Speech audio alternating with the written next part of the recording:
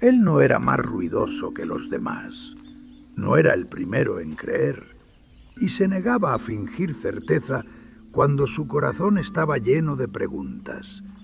La historia lo recordaría como Tomás el incrédulo. Pero la Escritura cuenta una historia más profunda, la historia de un hombre que amaba la verdad más que la comodidad. Tomás era uno de los 12. A diferencia de Pedro o Juan, rara vez hablaba si no era necesario. Cuando Jesús habló de ir a un lugar peligroso, Tomás fue quien dijo: «Vayamos también nosotros para que muramos con él». No era temerario, era honesto. Cuando Jesús habló de irse y de preparar un lugar, Tomás preguntó lo que otros pensaban, pero temían decir: «Señor, no sabemos a dónde vas. ¿Cómo podemos saber el camino?». Rechazaba respuestas vagas. Quería una verdad firme sobre la cual pudiera apoyarse. Entonces llegó la cruz. Tomás no solo perdió a un maestro, perdió un futuro. Había dejado su trabajo, sus planes, su seguridad. La esperanza se derrumbó bajo el peso de los clavos y el silencio. Mientras otros se reunían, la Escritura guarda silencio sobre Tomás. Tal vez el dolor necesitaba distancia. No todos lloran de la misma manera. Cuando regresó, los demás dijeron: «Hemos visto al Señor». Tomás no discutió. Dijo en voz baja: «Si no veo las heridas, no creeré». Esto no era orgullo. Era un corazón herido que se negaba a aceptar una esperanza falsa. Pasaron 8 días. Entonces Jesús se puso en medio de ellos y dijo: «La paz sea con ustedes». Se volvió hacia Tomás y lo invitó a ver las heridas. No hubo reproche, solo misericordia. Tomás respondió: «Señor mío y Dios mío». La fe nació no del consuelo, sino de la verdad. Tomás nos enseña esto. La fe no es la ausencia de duda, es el valor de buscar la verdad y permanecer lo suficientemente cerca como para ser encontrado. Dios no se ofende por las preguntas, no se siente amenazado por la incertidumbre. La duda honesta puede ser una puerta, no un muro. Tomás dudó, pero se quedó. Y quienes permanecen el tiempo suficiente suelen ver con más claridad que aquellos que nunca cuestionan nada. Por eso su historia permanece, no para avergonzar la duda, sino para redimirla. La verdad no teme ser examinada. La luz no huye de la búsqueda sincera. Y la fe, cuando finalmente habla, puede hacerlo con una certeza silenciosa e inquebrantable. Tomás nos muestra que la fe no se apresura. Maduró en el silencio, en la espera, en las heridas vistas con claridad. Y cuando llegó, se arrodilló, no por miedo, sino por reconocimiento. Preguntó, esperó, y cuando la verdad estuvo delante de él, no se apartó. Creyó, no a ciegas, sino plenamente. Esta es la fe que permanece, siempre, siempre. Amén. María de Magdala vivió durante un tiempo bajo fuerzas que no podía romper. La Escritura habla de 7 demonios que la tenían atada, aunque no dice por cuánto tiempo. Lo que se sabe es suficiente. Sus días estaban marcados por la agitación, sus noches por el miedo, su voz ahogada bajo el peso de lo que no podía escapar.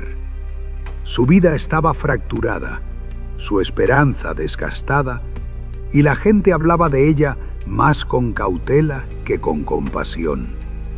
Entonces conoció a Jesús.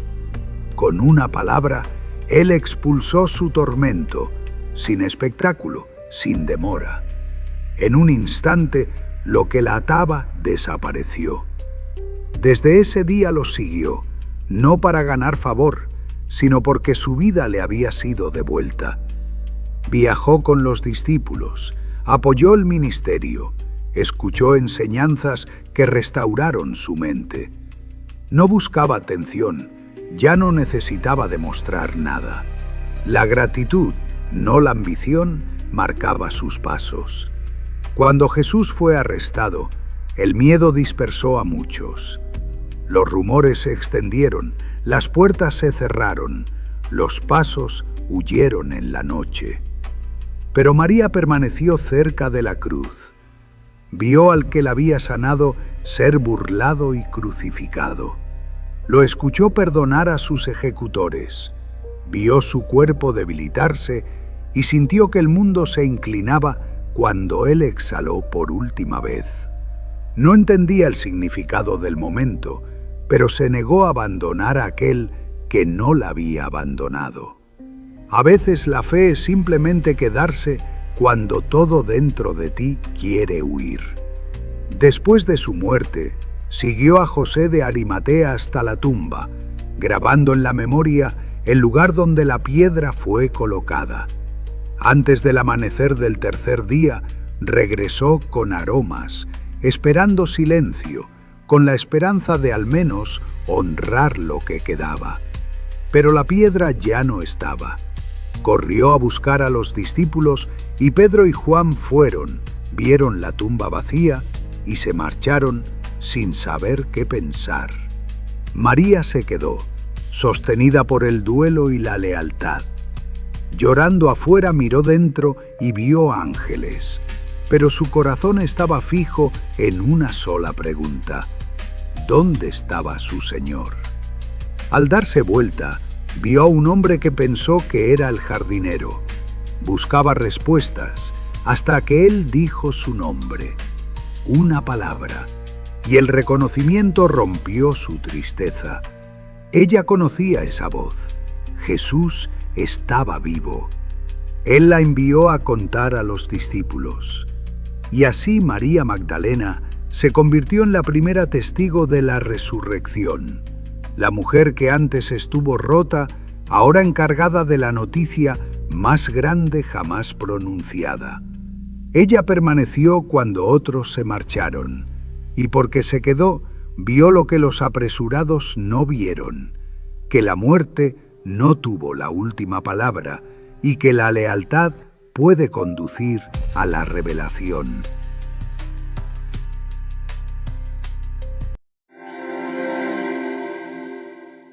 Él no traicionó a Jesús por dinero, no lo planeó, ni siquiera creía que fuera posible. Y sin embargo, antes de que saliera el sol, Pedro negaría conocer a Jesús 3 veces. Pedro no era un cobarde, era audaz, impulsivo, ruidoso, a menudo el primero en hablar y el primero en actuar. En la última cena, cuando Jesús dijo que todos se apartarían, Pedro lo interrumpió. Aunque todos te abandonen, yo nunca lo haré. Jesús lo miró, no con ira, sino con tristeza, y dijo: de cierto te digo, Pedro, que antes de que cante el gallo, me negarás 3 veces. Pedro insistió aún más fuerte: aunque tenga que morir contigo, jamás te negaré. Lo decía en serio. Pero la sinceridad no es lo mismo que la fortaleza. Después de que Jesús fue arrestado en Getsemaní, los discípulos se dispersaron. Pedro no huyó muy lejos, pero tampoco se mantuvo cerca. La Escritura dice que siguió a Jesús de lejos. Esa distancia importó. Pedro entró en el patio del sumo sacerdote. Había un fuego encendido en el centro. Soldados y sirvientes se reunían a su alrededor para calentarse. Pedro se quedó con ellos, tratando de mezclarse, tratando de no ser visto. El miedo había reemplazado a la confianza. Una criada miró a Pedro y dijo: «Tú estabas con él». Pedro respondió de inmediato: «No sé de qué estás hablando». Más tarde, otra persona dijo: «Tú eres uno de ellos». Pedro contestó: «No lo soy». Como una hora después, otra voz insistió: «Seguro que tú eres uno de ellos, tu acento te delata». Esta vez Pedro juró: «No conozco a ese hombre». En ese instante cantó el gallo. Entonces el Señor se volvió y miró directamente a Pedro, sin palabras, sin condena, solo reconocimiento. Pedro recordó lo que Jesús había dicho. El fuego se sintió frío, el patio quedó expuesto y su propia voz le sonó extraña. Salió del patio y lloró amargamente. Pedro negó a Jesús, pero Jesús nunca negó a Pedro. El fracaso no terminó la historia. La restauración sí lo hizo. Y por eso la historia de Pedro sigue siendo importante hoy. Nos recuerda que el colapso no cancela el llamado y que el miedo no borra el propósito. La gracia encuentra a las personas no en su momento más fuerte, sino en el más honesto. El fracaso de Pedro no sorprendió a Jesús. Reveló los límites del valor humano y la profundidad de la paciencia divina. Lo que quebró a Pedro no fue la acusación, sino la verdad. Y lo que lo reconstruyó no fue la vergüenza, sino la misericordia, lenta, constante y más fuerte que el miedo mismo. Esta fue la noche en que Jesús aún podía haberse apartado. Ninguna multitud observaba. Aún no se levantaba la cruz. No había clavos, ni gritos, ni tribunal. Solo olivos, un silencio profundo y una decisión que daría forma al destino de la humanidad. Después de la última cena, Jesús salió de Jerusalén con sus discípulos y cruzó el valle del Cedrón. Llegaron a Getsemaní, un huerto de olivos que él conocía bien, un lugar de oración y quietud. Pero esa noche era distinta.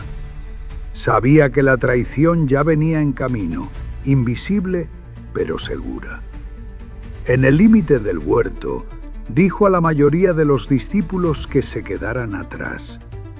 Luego llevó consigo a Pedro, Jacobo y Juan, los mismos tres que habían visto su gloria en el monte.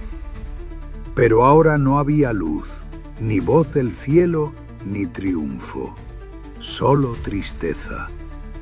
Jesús comenzó a sentir un peso como nunca antes.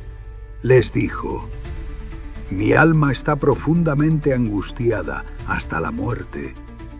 Quédense aquí y velen conmigo». Luego avanzó un poco más, cayó rostro en tierra y oró. En la oscuridad pronunció la oración más honesta de la Escritura: «Padre, si es posible, que pase de mí esta copa». La copa no era solo sufrimiento, era la traición de un amigo, la injusticia de los gobernantes, la burla de las multitudes, el abandono de los seguidores y la carga misma del pecado. Lucas relata que su angustia fue tan intensa que su sudor caía como gotas de sangre sobre la tierra. Esto no fue debilidad, fue obediencia que sintió plenamente el costo. Cuando Jesús regresó, encontró a sus discípulos dormidos, no por crueldad, por humanidad. Despertó a Pedro y dijo: «¿No pudieron velar conmigo ni una hora? Velen y oren para que no entren en tentación. El espíritu está dispuesto, pero la carne es débil». Oró otra vez, regresó otra vez y otra vez durmieron. En el momento más oscuro de su vida, él permaneció solo, no porque no fuera amado, sino porque aún nadie comprendía. La tercera oración fue distinta. Padre, si esta copa no puede pasar sin que yo la beba, hágase tu voluntad. El temor seguía allí, pero la resistencia terminó. Entonces aparecieron las antorchas. Judas dio un paso al frente. Los soldados se acercaron. Pedro tomó su espada, pero Jesús lo detuvo. ¿No he de beber la copa que el Padre me ha dado? La batalla ya había sido ganada, no en la cruz, sino en el huerto. Jesús eligió el camino del amor, sabiendo que el amanecer traería cadenas, juicios y dolor, pero confiando en el Padre que de la entrega nacería la redención. Amén.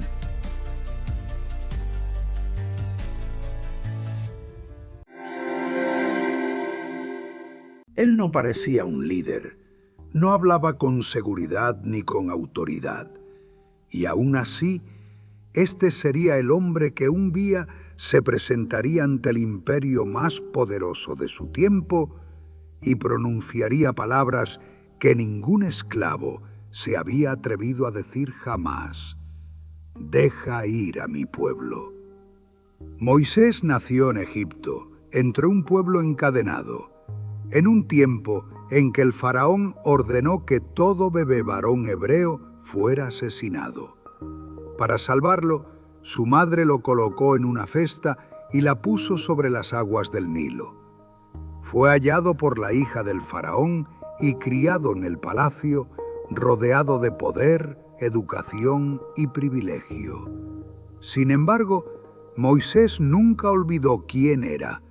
Un día, al ver a un egipcio golpeando a un esclavo hebreo, algo se quebró dentro de él. Golpeó al egipcio y lo mató. Al darse cuenta de lo que había hecho, Moisés huyó al desierto. Allí, lejos de palacios y autoridad, vivió como pastor durante 40 años, creyendo que su historia había terminado. Pero en el silencio del desierto, Dios le habló desde una zarza que ardía sin consumirse. Dios le dijo que había visto el sufrimiento de su pueblo y que enviaba a Moisés ante el faraón. Moisés se resistió, dudó de sí mismo, dijo que no sabía hablar bien. Dios respondió simplemente: yo estaré contigo. Moisés regresó a Egipto y se presentó ante el faraón no con armas ni con un ejército, sino con obediencia. Sus palabras no fueron una súplica, fueron una orden. Deja ir a mi pueblo. El faraón se negó y su corazón se endureció. Siguieron señales y plagas que sacudieron la tierra hasta que finalmente, en una noche de gran pérdida, el faraón se quebró y ordenó que los israelitas se marcharan. Después de 400 años de esclavitud, el pueblo salió libre. Pero la libertad daba miedo. Cuando el faraón los persiguió con carros, los israelitas quedaron atrapados entre el mar y el ejército. El temor se extendió. Clamaron con desesperación. Moisés respondió con fe serena: no tengan miedo, manténganse firmes. El Señor peleará por ustedes. Levantó su vara y el mar se abrió. El pueblo cruzó en tierra seca y las aguas se cerraron detrás de ellos. El camino no terminó allí. En el desierto, el pueblo dudó, se quejó y se rebeló. Moisés los guió durante 40 años, cargando un peso más pesado que las cadenas. No fue perfecto, se cansó, se enojó, pero nunca se apartó. Moisés nunca entró en la tierra prometida, solo la vio desde lejos. Y aún así, su vida enseña esta verdad: Los verdaderos líderes no conducen a las personas hacia sí mismos, las conducen hacia adelante, incluso cuando ellos no pueden llegar hasta el final. Moisés caminó primero para que una nación aprendiera cómo se ve la libertad.